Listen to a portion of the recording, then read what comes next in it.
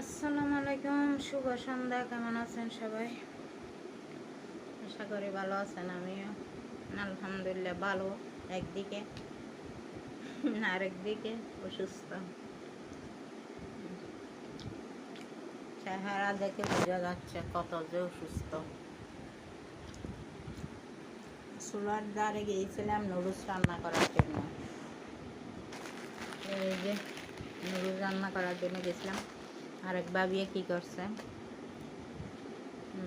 Sanna কতগুলা দিয়ে ফেলছে, আমার জন্য পাঠাইছে। এগুলো খাচ্ছে এখন,